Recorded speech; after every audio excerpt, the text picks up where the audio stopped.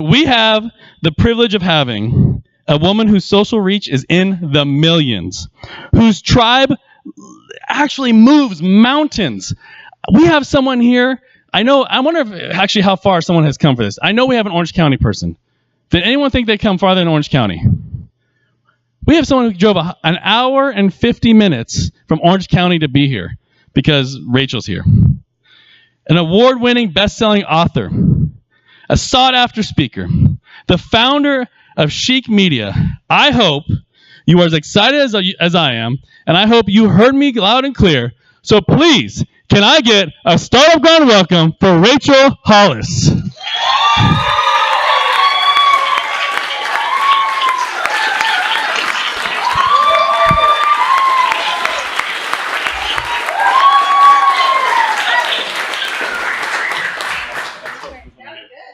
I told you. I like it. I was excited that we were allowed to go Pentecostal. I'll go there with you. I was hoping someone was going to. I was hoping for dancing. It's going to be awesome. I'm going to lay hands on people later. It's going to be great. So, first off, I hope you can sense the excitement of having you here. It's mostly the Sharkies, but some of it's for me. Yeah, and it's funny. In the poll, one of the things we asked was, "What are you most excited for?" And you beat tacos. Like you beat tacos. Awesome. And one thing I noticed, go and switch to the questions, but while we're on this poll real quick, no one really wanted to understand how on your Instagram story you can run 7 miles and not sweat. Like I was sweating so bad. What are you guys talking about? Girl, I'm telling you. Yeah, that's what a filter is for. Come on. So let's talk about that. So one of the things about Startup Grind stage is we always want to hear the origin story, like where it all started. But before we do that, there is a group of people that don't know what Chic Media is. So can you share, since that's where we're going to end up, can you share about Chic Media and what it is you do and the different various revenue verticals for Chic Media? Yes. So, man, so many things. I guess the easiest way to describe it is that we create all sorts of different types of media for ourselves and for brand partners. And our specialty is, when you really boil it down, it's how to sell to women, how to access and speak to women through digital media, through social media, through digital marketing in a way that can prompt them to make change, prompt them to buy something, prompt them to do darn near anything.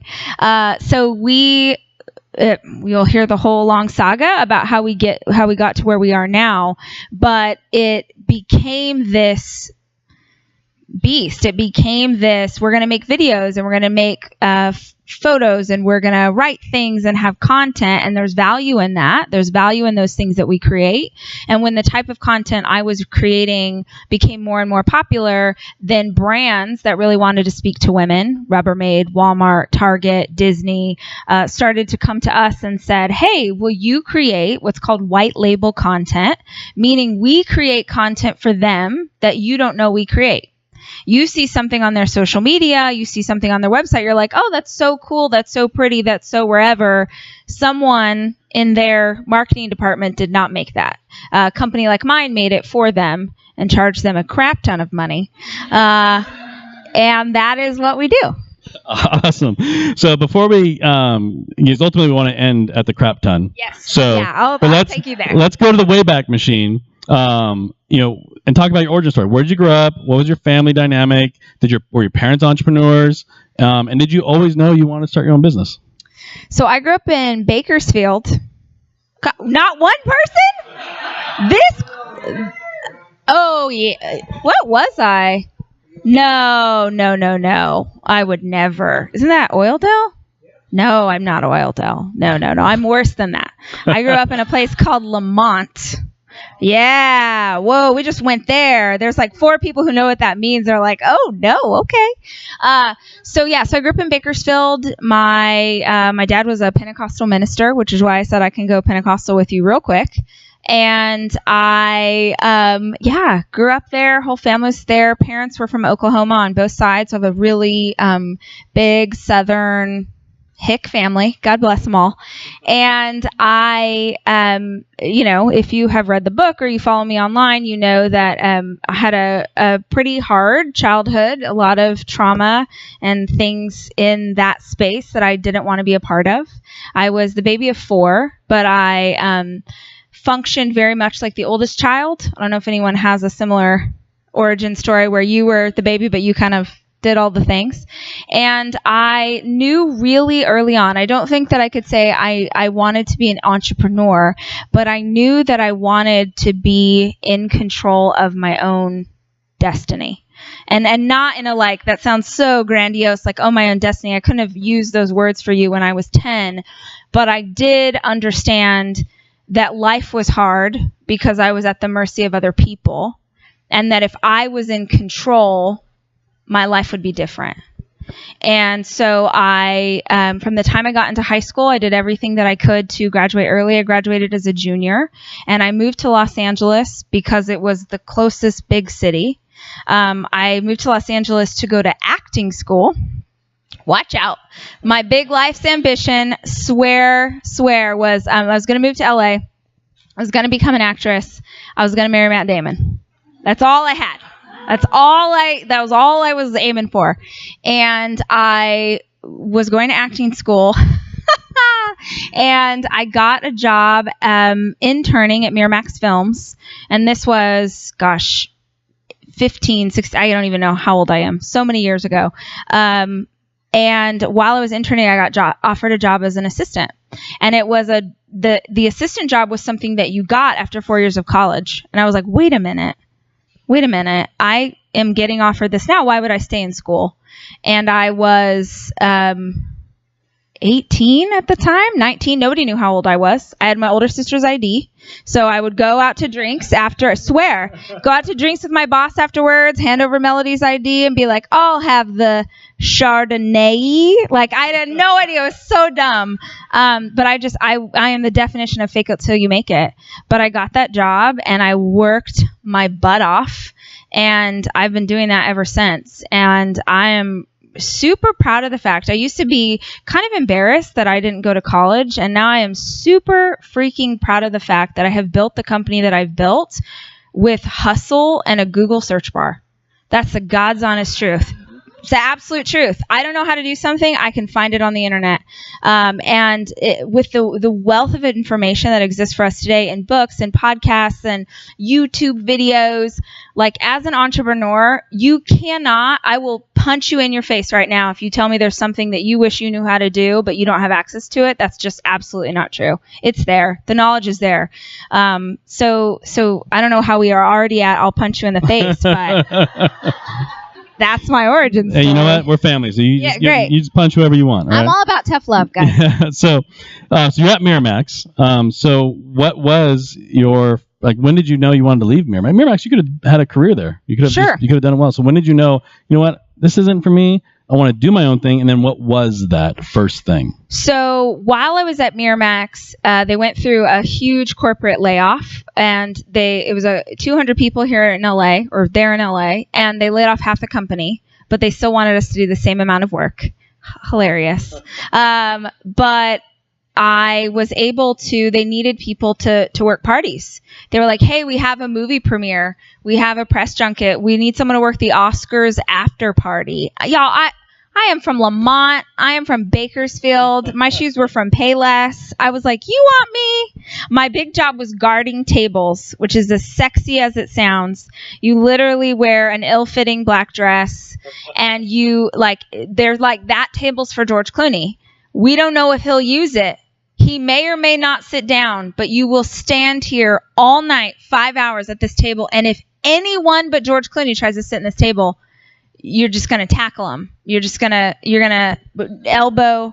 So I would guard tables at parties. But I got to tell you, when you grow up where I grew up, and then all of a sudden you're, like, oh, there's Brad Pitt. Oh, there's incidentally Matt Damon. It was the most glamorous thing I had ever seen or experienced in my whole life. And I was like, I want to produce events. I could do this. And if I am successful for any reason. It's just the freaking audacity. And I think everybody says like, oh, the naivete of like, oh, it is, but it's also just like, I can do that. I can figure that out, right? We're all entrepreneurs, right? Like I could probably do that thing.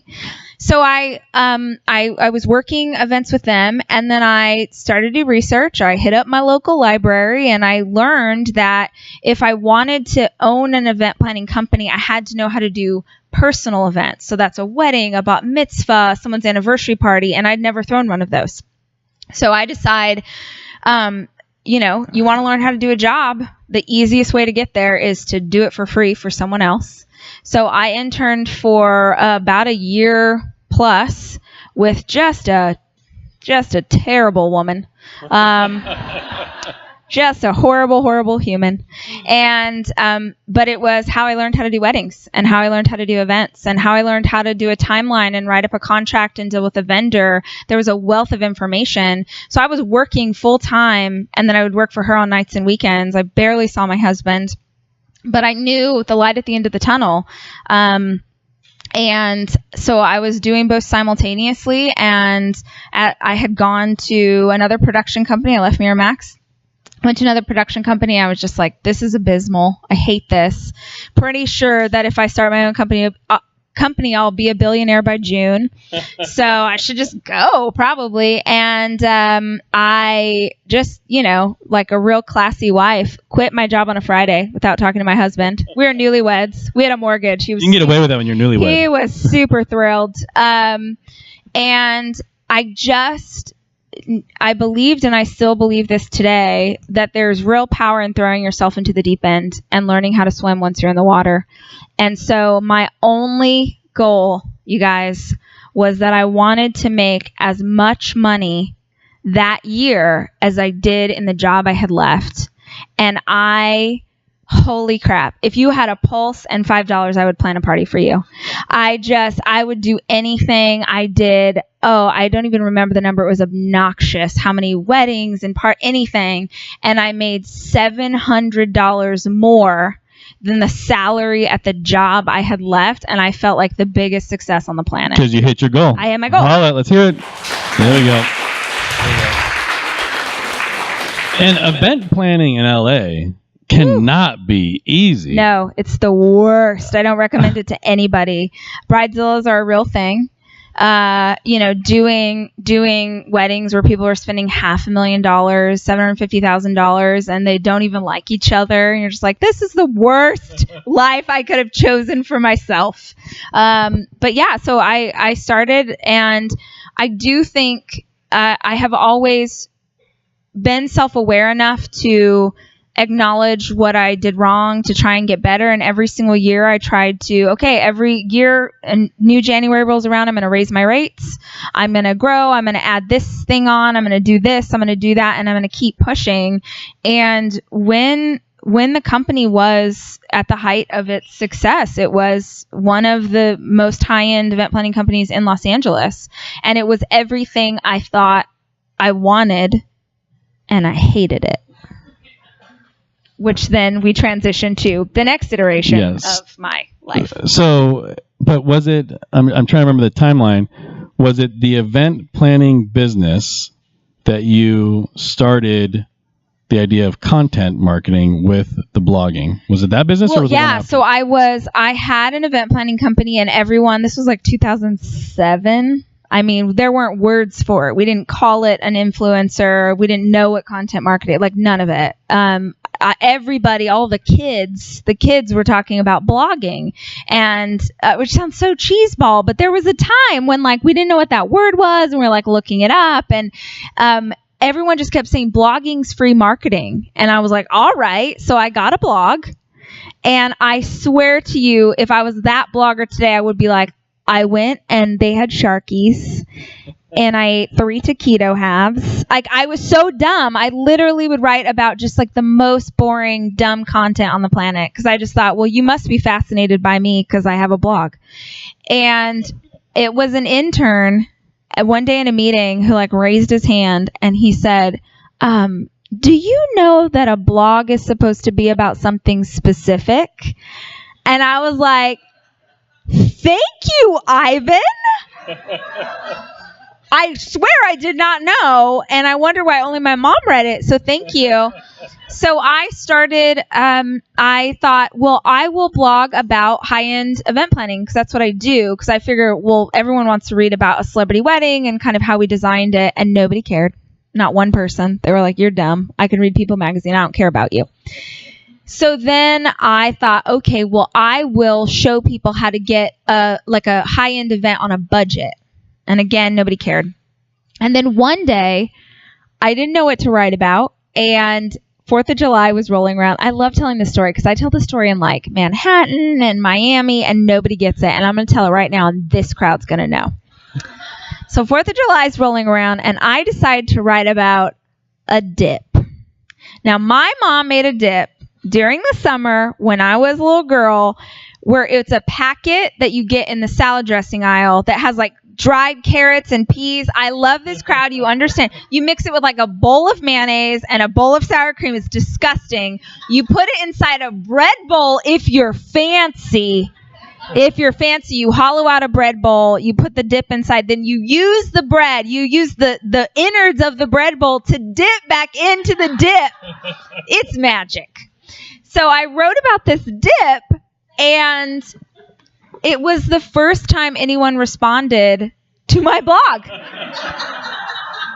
All over the country, people were like, I have that dip, and my mom would put in fresh spinach, and someone else would be like, fresh spinach? Are you the queen? We only use frozen. Whatever. So people got so excited, and it was honestly, of course I could look back in retrospect and understand what was happening that I didn't get then, but it was the first time that I saw that when I was authentically myself, people responded. If you grow up, I grew up on a street called Weed Patch Highway. Thank you. You're pinning me down now. You know where I came from. Like, my zip code. Then I'm this woman, and I'm doing these high-end events, and I'm not able to write about them well or talk to you about them well because it's not really who I am. Really who I am is this little girl from Weed Patch who just happens to now know how to throw a fancy party. So I started to write more about the stuff I had grown up eating and making and DIY, and that's when the blog really started to get traction, and that's when I started to get a fan base.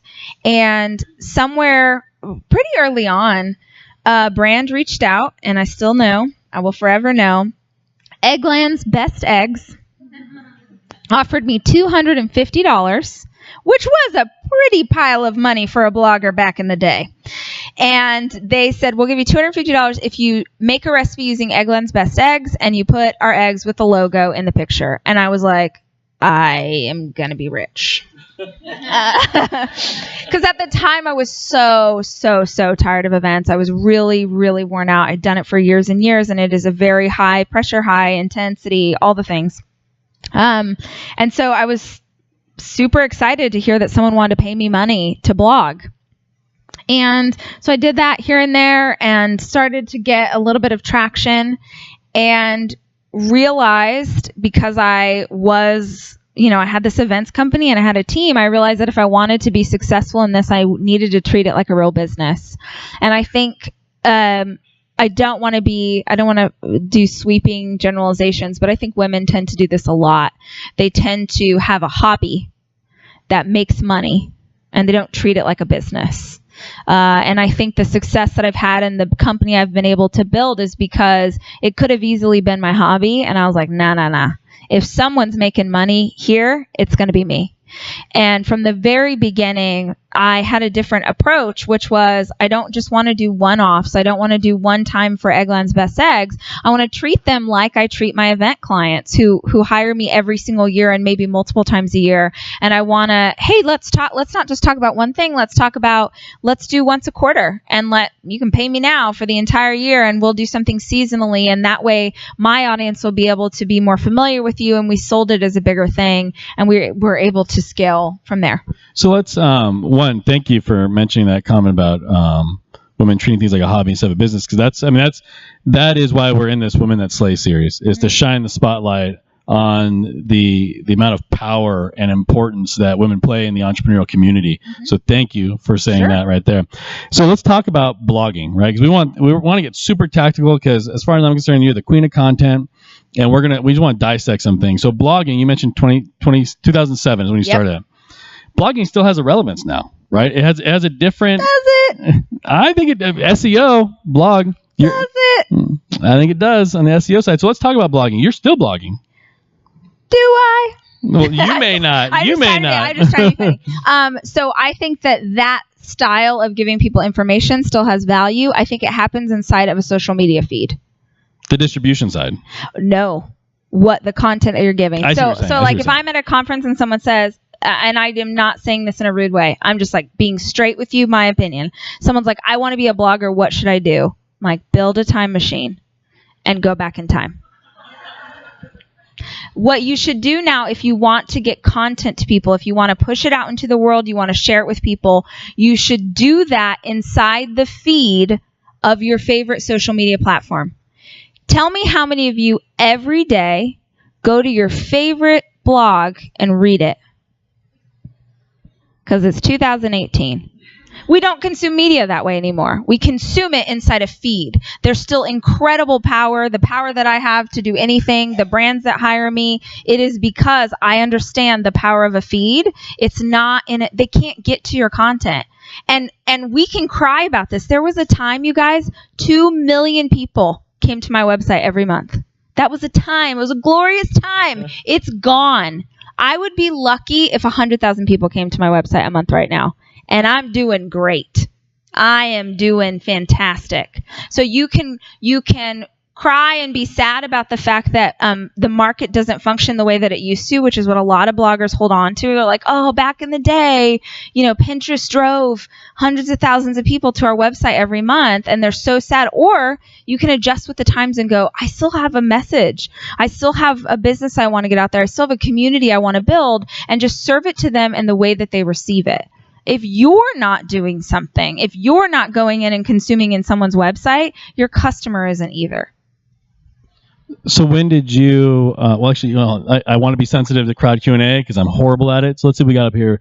Let's start at the top from Alex. Something that you learned the hard way so we can learn the easy way. Oh my, one thing, something.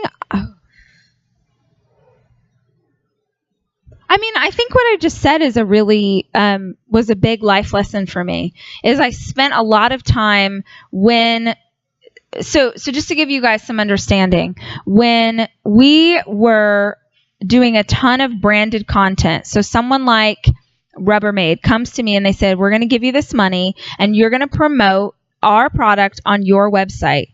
Why that's relevant and why I was able to charge what I could charge was because I had all those people coming to my website every month. And I can drive a ton of traffic to your piece of content. So when that started to die off, we tried everything. We tried everything. We tried a Facebook ad. We're going to talk about it 17 times. We're going to alienate our tribe, our customers, in order to make sure that we're trying to hold on to the way that we used to do business. So I think that what I learned the hard way is, especially if you do anything in the digital space, you have to shift with the market. You have to change as it grows. Facebook changes its algorithm. Stop crying. They're going to change it again in a month. It just is what it is. You can sit around and be like, why doesn't it work the way it used to? Or you can be like, hit up that Google search bar. What's happening right now? What's relevant right now? How do I get ahead of it so that I'm not behind it next time? So I think if you cling to, it's like that saying, like, what got you here will not get you there.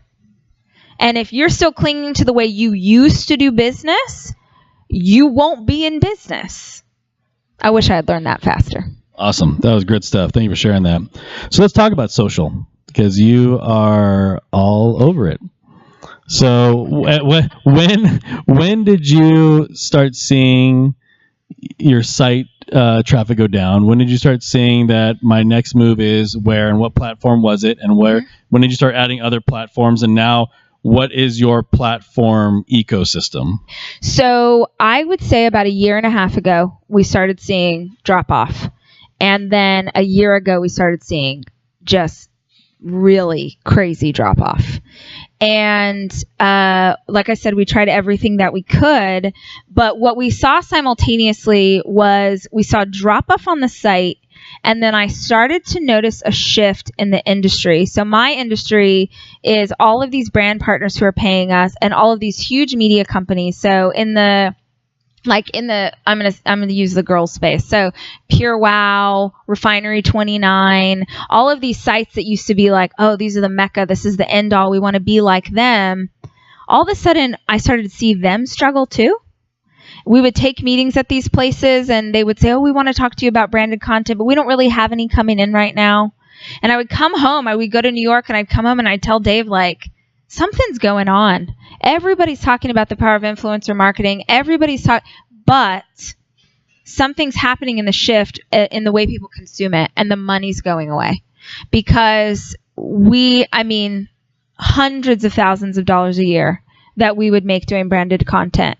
And that started to trickle away, or what the clients were asking for started to shift. So they stopped asking for posts on the site. They started asking for video. Everyone wanted video. And then video is still very relevant, but we've seen a huge spike in, like, Instagram is a bigger thing. So I would say a year and a half ago, but really in the last year, it's not, I hate to even say this, but I'll be super honest with you guys. I haven't put a post on my site in 2 months.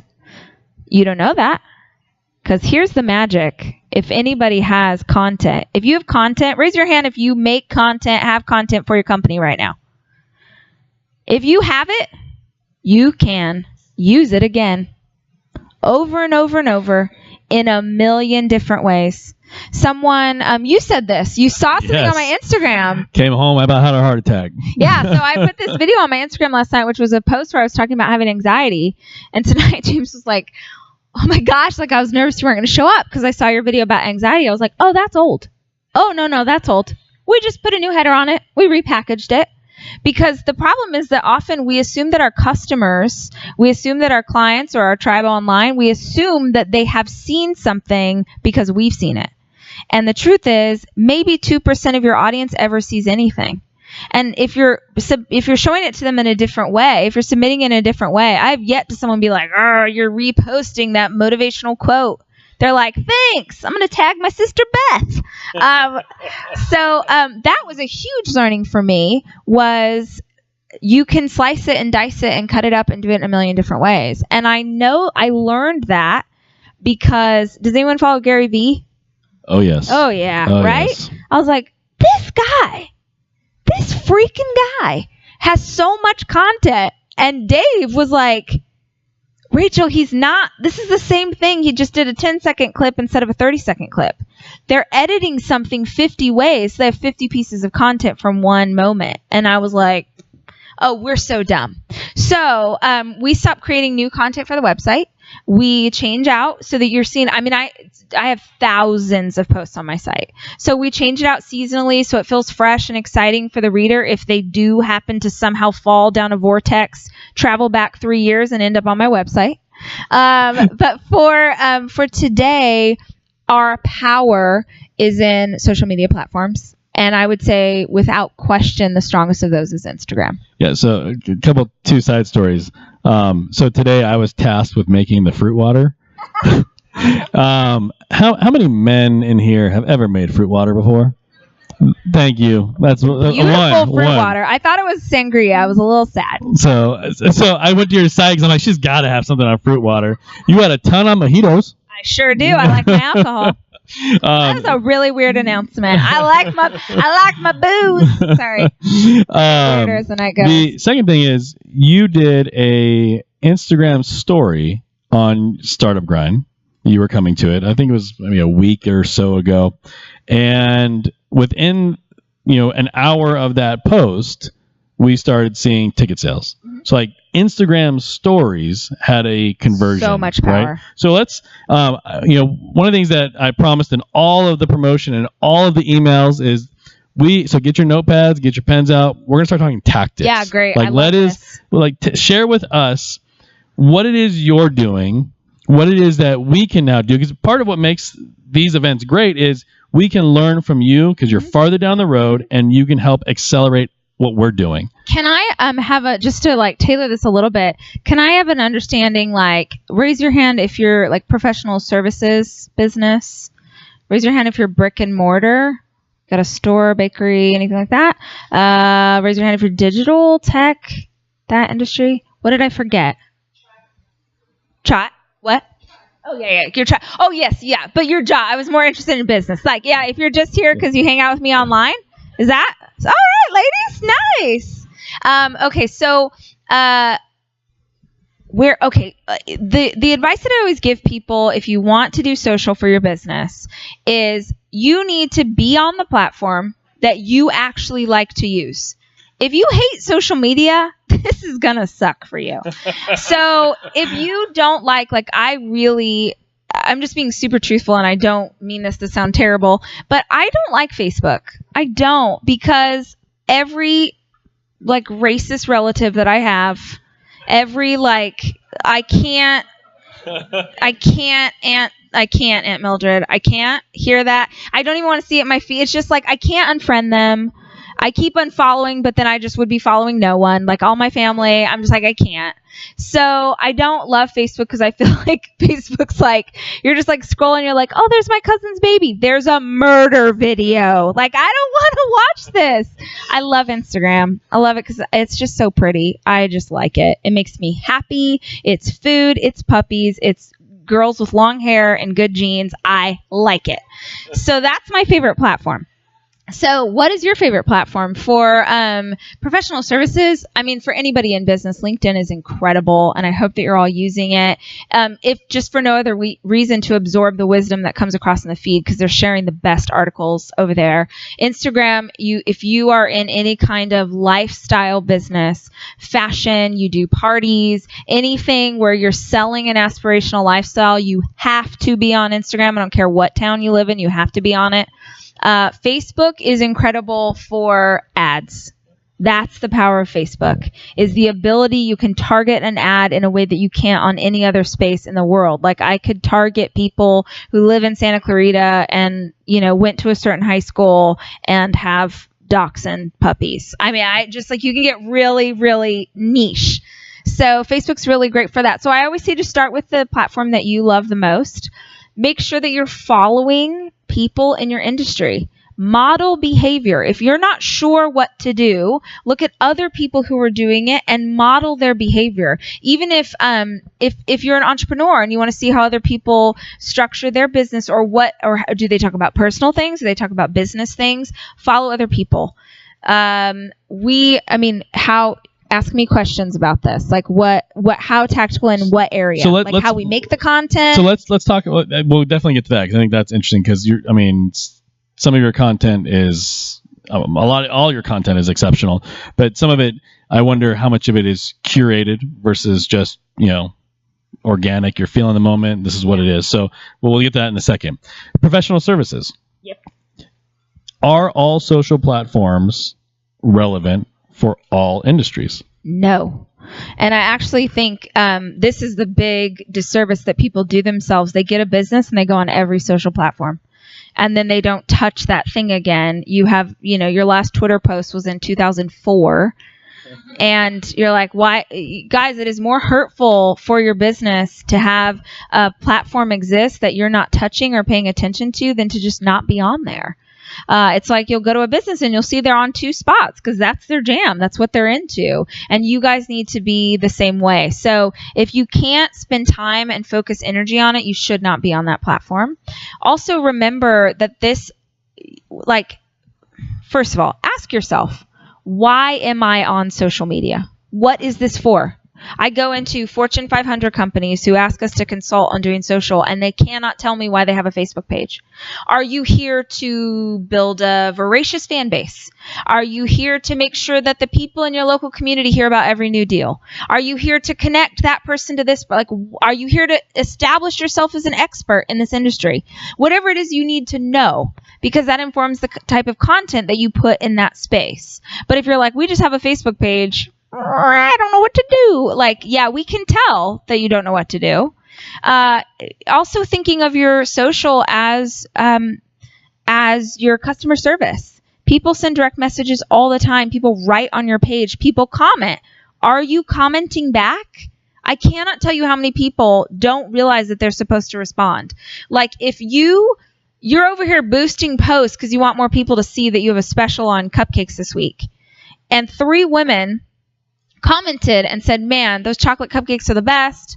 Gosh, you did such a beautiful job on my daughter's birthday party, and will caramel be back this season? And you don't write back.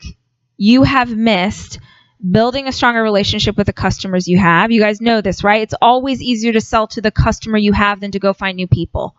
And somehow along the way with social media, they started to sell us this idea that if we just had more fans, that was the answer to everything. Oh, and more fans, more fans. You don't need more fans. You need to take better care of the audience you currently have. And the way that you do that is through engagement. I have 1 million fans on social media, and I got there one woman at a time. One freaking woman at a time, writing me 17 paragraphs about how to get her baby to sleep through the night. And I'm like, all right, sister, here we go.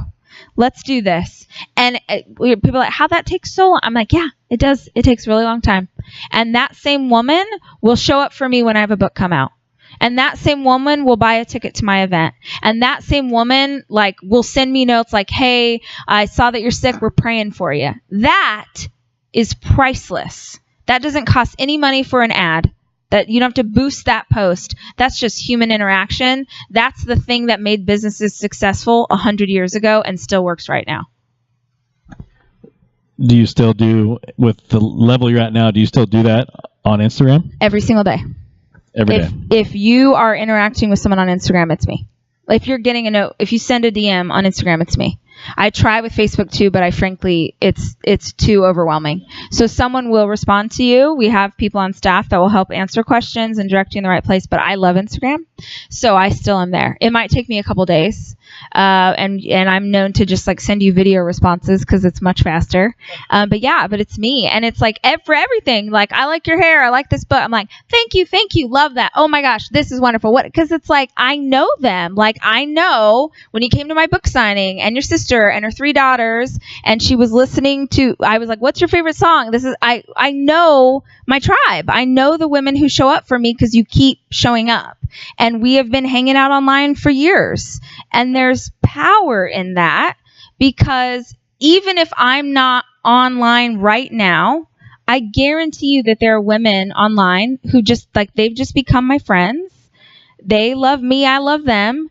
And if someone right now is on my Instagram and they ask a question like, oh, can I come to Rise, which is our conference that we have coming up? Can I come to Rise, even if I don't have kids? 50 people will be like, girl, they'll answer on my behalf. So my tribe is actually propelling my business forward even when I'm not there. The brands that engage you now, not the egg company, unless they're no, still. They're not a client. Yeah. They can't afford us anymore. Yeah. Yes. The brands that engage you now, what are those engagements like? Not monetarily, but what are they? Do they want you in there? Do they want what is the content they're asking for? What are they looking for? So for sponsored content, branded content, which means you'll see a picture of me with some kind of product. I am super selective of what I do, just because it was eating my soul. I'm not trying to be a jerk, because I am really appreciative of the years where we had major brands like a detergent brand pay us to have me hold a picture of their new detergent and tell you guys about it, because that detergent post is what made it possible for me to pay my staff. And I don't take that for granted. I'm really grateful for the time. But as we start to move and evolve and grow, to be able to let those things go was a big gift in my life.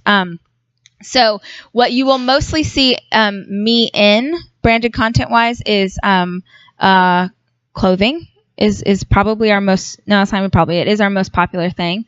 And that is because it's organic to me.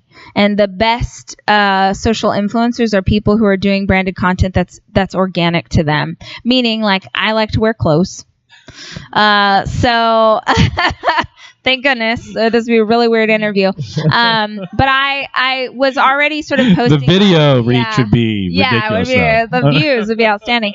So I would already be posting like here's my outfit or whatever, and then brands would be like, hey, can we send you jeans? Can we pay you to talk about this? And I was really careful about I'm doing stuff. I've been offered everything. Like, I could have made so much money if I was willing. The most famous thing I've ever done was put a picture of my stretch marks on the internet. Anyone know what I'm talking about? Yeah. Okay. So the guys are like, what? Dave and I were in Mexico a few years ago. I was wearing a bikini, and he took a picture of me, and I went to zoom in on the picture because I didn't want anyone to see. I had 3 kids, stretch marks, and I didn't want anyone to see. And then I thought, wait, like, all my followers are women. They probably have stretch marks too. And I also have friends who are infertile and would kill for the opportunity to have carried 3 babies in their body. And I shouldn't be ashamed of this. So I put this picture on the internet, and I write this thing about being proud of my stretch marks, and the photo goes viral. If I had been willing to, like, the plastic surgeons that reach out to me, the creams you could put on your body that would make scars go away, like, I could make so much money if I would have been willing to take any of that money that was being offered to me at the time.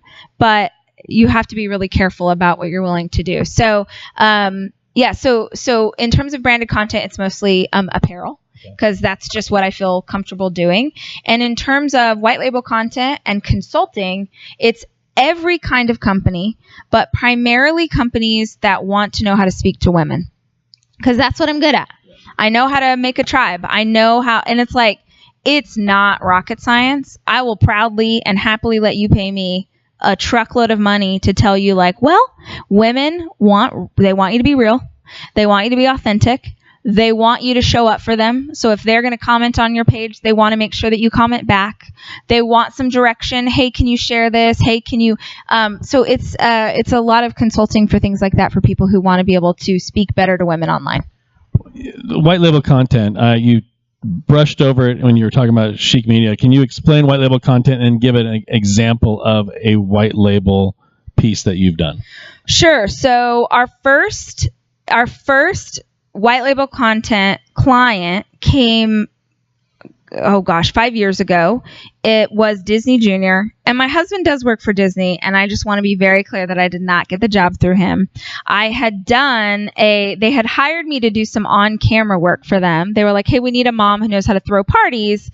And if you had a toddler 5 years ago, you may remember a Jake and the Neverland Pirates video that I was on. That was supposed to make you laugh. You obviously don't remember it. So I had done this video for them, and then the people that I had worked with kept following the blog, and the head of marketing was like, it's just your content's so cute. It's so cute. Could we hire you to create white label content for us? And I had no idea what that meant. I did not know those words. And on the phone with her, hand to God, I Google quietly, because I don't want her to hear me typing white label content, and I read it. And at first I hesitated, because with white label content, the company owns it forever. And I thought, well, gosh, my power is that I own all the content I create. And then I realized, oh, crap. If you own the content, I get to charge you more. And so I said, well, we could do it, but it would be pretty expensive. It would be far and above what our normal post costs. And she was like, well, how much? And I was like, 10,000? I'm Ron Burgundy? And she was like, well, that sounds fine. And you know when you say that, have you ever done that where you quote someone and they just like immediately say yes, and you're like, oh, dang it. Should have Googled that. But it launched a huge part of our business, and it was so incredible for us because the margin on it is insane, because we can create it really quickly. We deliver it to them. There's no back and forth, and then they own it. Performance then didn't matter, which was really what saved us when the site views started going down. We were saved by that kind of white label content, because views didn't matter. It was the quality of the content we could create. So is most of Chic Media now Is it white label content or content that includes you? Like, how much of Chic Media is Rachel Hollis and Chic Media? Well, it's an interesting time for us. I think I told you this when we met before. We're going into the third iteration of this business. So we made a really conscious decision about 6 months ago that we were going to follow what we felt really called to do, what we felt really passionate about, which is just something that I've absolutely fallen into. I didn't intend to, but I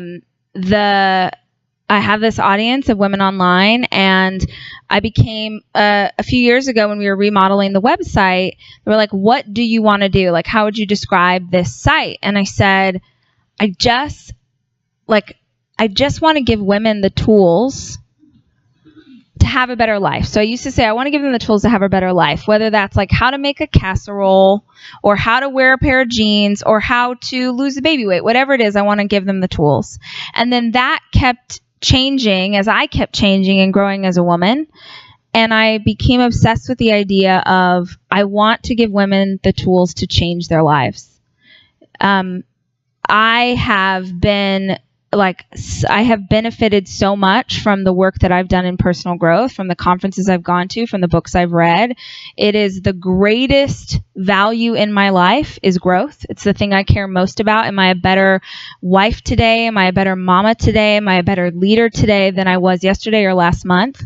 It's an obsession of mine. And as I started to tell women online, like, hey, I'm trying this thing, or hey, I'm going to try and drink more water, or hey, they responded. They would say, wait, we want to do that. Or how did you do that?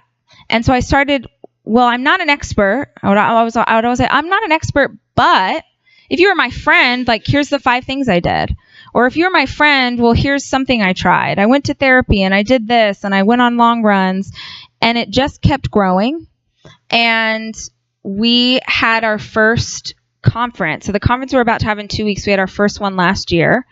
And we had 250 women in Austin. We honestly had no idea what we were doing. We just had people kept saying, would you ever do a live event? Would you ever do a live event? And I was like, well, I threw events for a really long time. I could probably do this. And we planned an event not knowing what the programming was at all. And women came from all over the world, literally, to come into a hotel ballroom and just hear me talk about the things that I had done to change my life. And I can't, was anyone at Rise last year by chance? Okay, just Michelle and Dave. They're with me. I've never experienced anything like it in my life. And I've gone to a lot of personal growth conferences. Most of the things that exist in this space, and I love them, I'm not dogging you, but they're made by men, and it's men on stage. And I have learned just incredible knowledge. Tony Robbins is my hero. I am a different woman because I went to his conference years ago. But it's just different for women. It's different. We process things in a different way. We want things in a different way. I mean, I want you to like scream at me, but then I need you to give me a hug.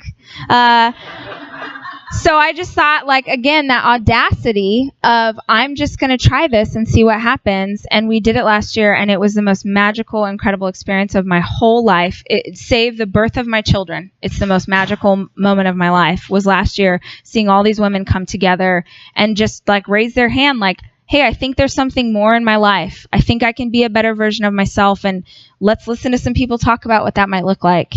And so we made a conscious decision 6 months ago that we wouldn't take on white label stuff. We wouldn't do any of that anymore, and we're just fully going into this space. Shut up. Oh, yeah, that's For really reals? happening, yeah. Wow, 100%. Congratulations on that. Let's hear that. Ooh. Yeah.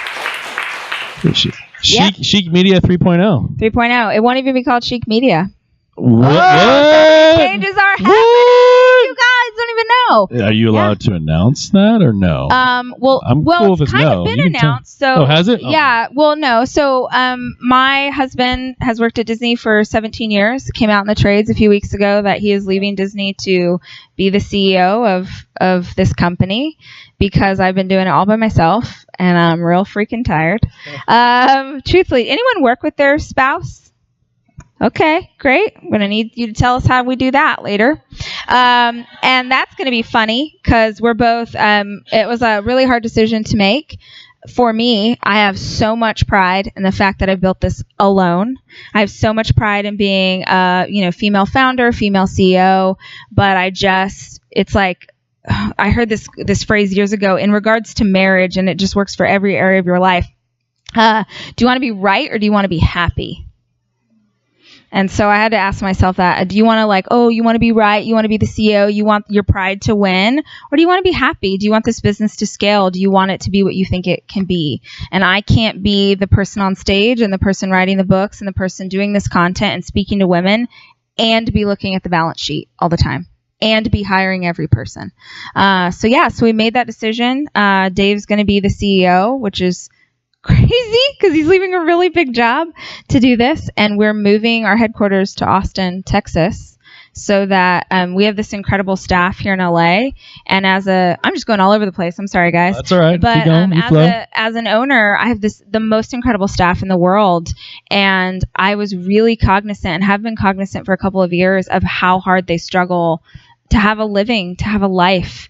And we pay at the top of what we're capable of paying, and it's still not enough because they all have student loans and they're all living in apartments. And I just started to dream about what this could look like if we're in a place where the cost of living was lower. So, so we still do consultation. Social media consultation is still a big part of business for us. So the new business will be consulting and events. Consulting, I'm not going to publicly, it's just we'll keep taking your money. But the new business is events. Yeah, it's events and books, and it's the Tony Robbins for women. I love it. That is awesome. I'm so excited for you. So excited for you. There's people in this room right now that are like, what the crap? Give it 2 years. And then you'll be like, man, I sat in that room with the Android robot on the wall, and that girl said she was going to do this, and holy crap. She did. Just don't forget us in 2 years. Don't forget us. I won't. All right. I'll come back. Santa Clarita. Good deal. Good deal. All right. So let's get some of these real quick because I want to be better at this. If you had a chance to start Chic Media all over again, would you change anything from the start?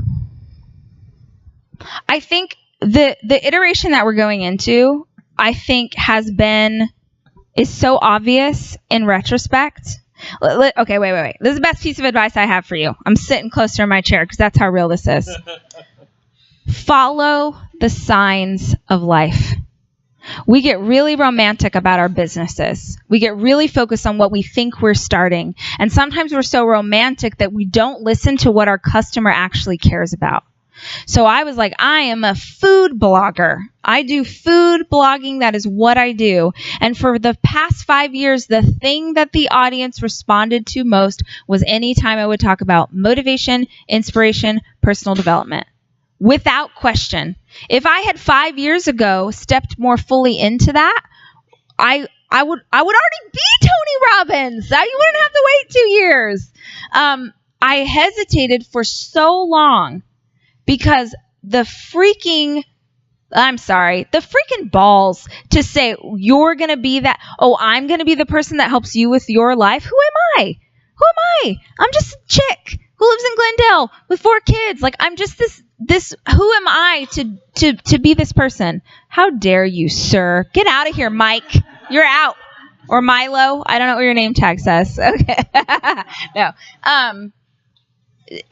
I assume that this could be a thing for men too, but I think it's something that women struggle with so much that we have this idea in our heart and a fire in our belly, and we are too worried about what other people will think, and we do not step fully into who we are meant to be. There's a calling on us. There's something we want to do, but we're worried about what our mom will think, or that girl that we went to 8th grade with. What are they going to say on Facebook if I sign up for a 10K? What are they going to say? What's my sister going to say if I start a business and it fails? What's everybody going to think of me? And you're dying with this potential left inside of you because you're worried about what everyone else is going to think. And the thing is, I promise you, they're not thinking about you. They're thinking about themselves. So we're all going around living lives and not living into who we were made to be because we're worried about other people's opinions. And if I had known 5 years ago, if I would go, man, every time I talk about a book that I read in this space, or I go off on a tangent like I'm doing with you right now and encourage you to live into who you were supposed to be. Can you tell that my daddy was a preacher? Every time I do that, they sit up a little bit taller and they pay attention and they ask me for more and they want, because women are desperate for this. Maybe men too, but women are desperate for this, and nobody's speaking to them in just this way. And if I had just had the courage to listen to that piece of my heart, I would be so much further along. And if you just have the courage to stop caring what everybody else thinks about you and your ideas and just put your head down and get to work, you would be so much further along than you are right now. Amen. Amen. Amen. Love it. What keeps you awake at night? What is your biggest worry in business aside from your recent acquisition of a new CEO? Acquisition. Oh, I like it. I acquired you. Yeah, I did. Here's my biggest receipt. fear. So it's usually the next big project. My book came out about 6 weeks ago, and it was my 6th book. And I knew in advance the best shot I had ever had to be a New York Times bestseller. And I'd never been a bestseller before, and it's very hard to get on the list, and nobody can tell you exactly how. And no, it does not matter unless you grew up wanting to be an author, and then there's something real sexy about that. It's like winning an Oscar for the rest of your life. You get to say, this is your title. And I really wanted it. And so for the first time ever, I said that aloud, because normally I would not tell you my goals. I would not call my shot, because how it works in my brain is if you don't know what I'm aiming for, then you won't judge me if I miss it. Maybe then I'll just surprise you. You'll be like, whoa, you did that. I'm like, I know, it happened. So it was the first time that I had ever called that shot. And in the weeks leading up to it, because my tribe is freaking incredible, they are the most incredible women in the world, and they took that on themselves. They were like, we are going to make you a bestseller. We are going to do it. And in the weeks leading up to the book coming out, I was so anxious about letting them down. And it didn't make it. It didn't make it. It made every other bestseller list, and it is the most successful book I have had by a factor of 10. But it didn't make that list. And I sobbed when I found out. It was so sad, because I just thought, oh, I don't want to disappoint all the girls. I don't want everyone to watch me fail.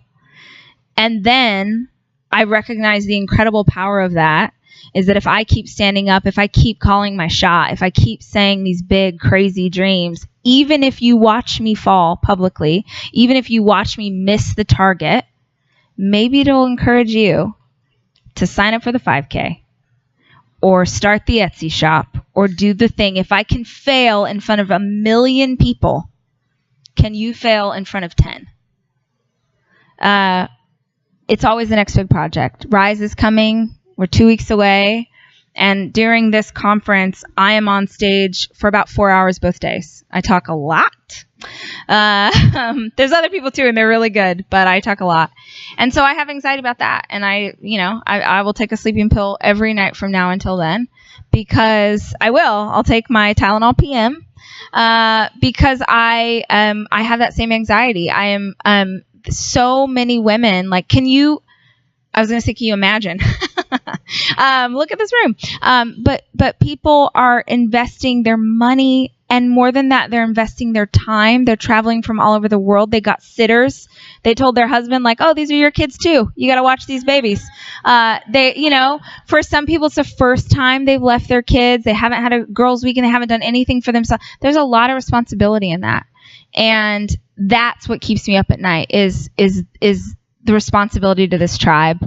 It's such a gift in my life, because I will tell you, when I start to live in a way or do something that is not, this maybe sounds crazy. I'm sure a therapist could have a field day with this. I will not live my life in a way ever that if you saw it happening, that you would ever be disappointed in me. That you would never see me doing something that you would go, wait a minute. You said we don't do that. You said we don't cope with alcohol. You said that we don't do those things. You said we don't speak to our husbands that way. You said that we are the kind of moms who will count to 10 before we scream at our kids. You said you will never, if I do, I catch myself. It's like the greatest gift in my life is like the responsibility to these women. That's what keeps me up at night. That's awesome. Thank you for being transparent there. We have a red one. Oh, that's the one we just asked. Oh, okay. Let's see. How do you handle having employees as friends? That's interesting. Is there ever conflict with that? Because everyone's your best friend, right? I mean, my employees are not my friends. I love my employees. I would honestly think of them more as like children than I would. And I don't mean that in a like a disrespectful way, because like if Michelle wasn't here, I wouldn't, be wearing a bra. But they're not friends. And actually that's a big mistake that I made for a lot of years in business, is that I thought that they were. I love them like desperately and I root for them. But I'm their coach. I'm not their friend. And the second that I start thinking of them as friends, that's the moment that I stop being a good leader. So I personally am not great at confrontation. It's really hard for me. And I know that in order to be a good leader for them, I have to be able to have hard conversations. And I can't have a hard conversation if we like went out drinking last night. Like, well, I don't go out drinking. Please. But I'm just saying, like when we were up in the club, I can't be a great leader for you if I think of you as my friend. So I enjoy them so much. We have to travel a ton together and they're like the funnest, but like, I remember, I'm thinking of last year's Rise. I remember we were in Austin and every night they went out dancing and they were having so much fun. And I would see their pictures on Instagram and I would look at Dave and I'm like, can't we? And he's like, no, we don't. That's not what you do. Like, I'll go drink with you somewhere, but like we're not, you have to separate church and state. So I love them so much and I root for them so hard, but they're not my friends. Awesome. So, I just looked at the clock, and I know there's a lot of people that want to get photos with you. They want to get their book signed, all that stuff. So before we wrap up, I feel like I want to end with this question. So let me do a couple of announcements, Great. And then I'm going to end with what I usually end with. But I think you're going to be magical and like fly across the room and stuff. So we're going to end with that. So a couple of things real quick. At the back of the room, there are her books. If you don't have her book, Girl Wash Your Face. Men, my family laughed at me for reading it, but I'm not going to lie. Like, I loved every bit of it. It gave me a vocabulary, and talking with my wife. So I highly encourage you to check it out. You buy it for someone. And I say that for a couple reasons. Again, this is about giving, and Rachel gave to us. Let's return something. Okay. That being said, the book is $20, but if you buy a Rise ticket tonight for I think it's like a 25% discount. So instead of $250, it's $200 tonight. You buy a Rise ticket, the book is free. So again, back to that book giving, is right? worth like $600. So it's a $600 book that you get for free. You're coming out on top. Yep. And so again, back to men, I challenge you, send your wife away on a weekend. Oh, it's down in LA. Yes. It's down in LA. I know my wife is super jacked for it. There's a dance party. I'm not even going to share what she's got on her attire. It's going to be awesome. I love every bit of it. So consider it. This is about giving. She's given to us. I would challenge you, give back some way. So that's going on. Photos, all that stuff. And if we didn't get to your question, she'll be back there. You can get those questions there. So now that that's out of the way, this is the moment. So we are entrepreneurs in here at various levels of success. We're in the grind. It's a startup grind. We're moving. We're making progress. You've attained a level of success that some of us haven't in this room. What is one thing you would say to everyone in this room, regardless of where they're at? What is that one thing you want to leave them with before you strut your stuff down this walkway into the back into the books for photos?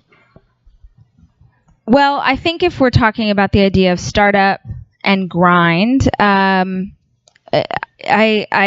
posted this on LinkedIn the other day, so it's fresh in my mind. Put your head down and get to work.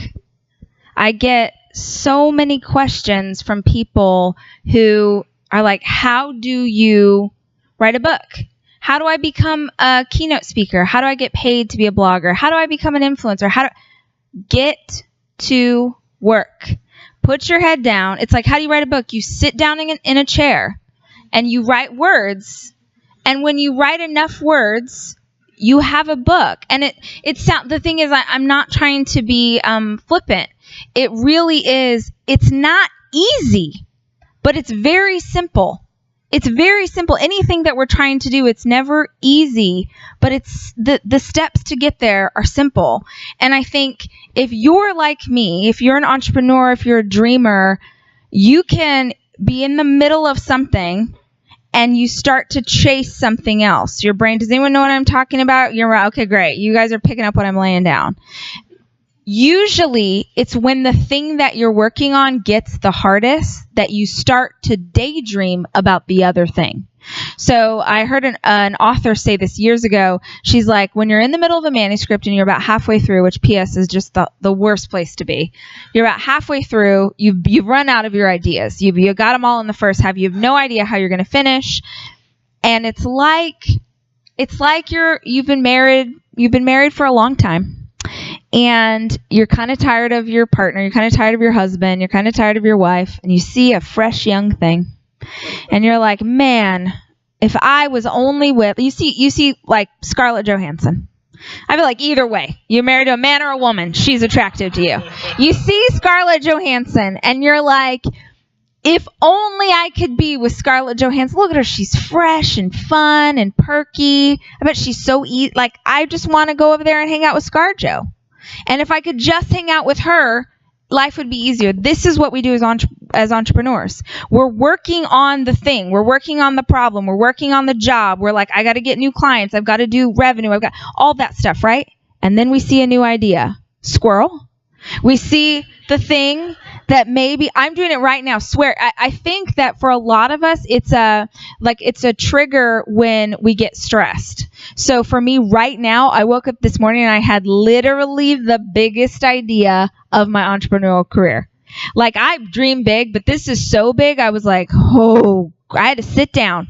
I had to have a moment. It was so big. And I started, like, my brain was spinning. I was getting so excited and I was starting to research and oh my gosh. And I thought, oh, you're doing it. You're doing it. You don't want to freak out about the fact that you have this big thing in 2 weeks.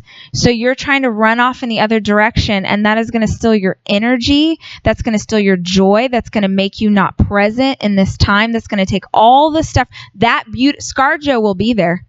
She'll be there in 2 weeks. And also, when you get with her, you'll find out that she's just as hard as the current project. The thing that you want to do, I promise you it's not easier. The grass is always greener. And so if you have something in front of you, you need to put your head down and you need to get to work. And you need to make sure that you're measuring what you're doing. Am I getting results? If my goal is here and I'm going to come up with, how do I end this quickly? I have so many thoughts for you guys. If you are working towards a goal, the way that you get to a goal, everything that I've ever tried to do, writing a book or having a company, I start at the end and I work backwards. Do you guys do this? And I give myself stepping stones. I give myself signs along the way. These are the 10 things that are in between me and this big idea. And I start working my way toward it. That's not enough, though. You have to stop every time you get to a new sign, every time you get to a new step, and you have to look around and go, okay, this is still the right. Or what happens for a lot of us is that we think we're still headed towards a goal, and all of a sudden we're like, oh, crap, I ended up in Vegas. I was trying to go to San Diego. I took that wrong freeway. There was a Chick-fil-A, but still, I'm in the wrong place. You have to constantly make sure that you're getting yourself back on course. So not being distracted, putting your head down and getting to work. And I think experiences like the one tonight, I want to speak earlier to what you're saying, that someone asks you, why is this $15? I will punch them in the face for you. I will. That is the dumbest thing I've ever heard in my life. You couldn't even eat this food for $15. But the opportunity to come together with like-minded people, with community who understands how hard this is, how rough this is, like, hey, I don't know what a balance sheet is either. What does that look like? That there's real power and value in that for you guys. There is real power in I'm doing like a top 10 list. I'm sorry, I can't. There's too many things. I feel like I didn't share enough wisdom with you guys. I wish that I had known back when I started that it was okay to admit what I didn't know. A lot of times I just like pretended that I could figure it out. I pretended that I had all the answers, and I wasted so much time and so much money. So admitting what you don't know and asking for help and knowing where you're headed and reevaluating along the way and finding a community of people that will lift you up and help support you, and just doing the work. And let me say one thing. Sorry, I swear on my life, the last thing. Because we are going to talk to women, because there are women in this room. If you're a woman in this room and you own a business or a side hustle or you're here, raise your hand. Great. It is so hard, at least for me, it was so hard to step into being a woman and an entrepreneur and doing it with courage and without shame. Because I grew up in a space where women had one job, and that was to find a husband and to have kids and to take care of those kids. And there's nothing wrong with that. I think it's one of the most beautiful things that you can do with your life. But if that's not the only thing you do, does anyone have a family that thinks it's weird that you work, that makes you feel guilty for working? Raise your hand. Pretend it's church. That there's shame associated, maybe that you put guilt on yourself if you take time away from your partner, if you take time away from your kids to focus on your job. So now we're trying to split our lives. We're trying to be two different people. We're trying to be whoever everybody else needs us to be, and then who we feel in our hearts that we're called to be. And that makes you crazy. Women who are just drowning, if you're in this room and you're drowning in anxiety, if you're drowning in frustration, if you're pissed off all the time, if you are numbing yourself with food or alcohol or prescription medication, let's just be honest. It's usually, I found, that you are living your life as one person. You're trying to meet the needs of everybody else, and you're not being true and authentic to yourself. So I just want to encourage you in this room, if you're someone who you feel like it's on your heart to be a working woman, working mom, a female founder, a CEO, that's badass. You should be proud of that.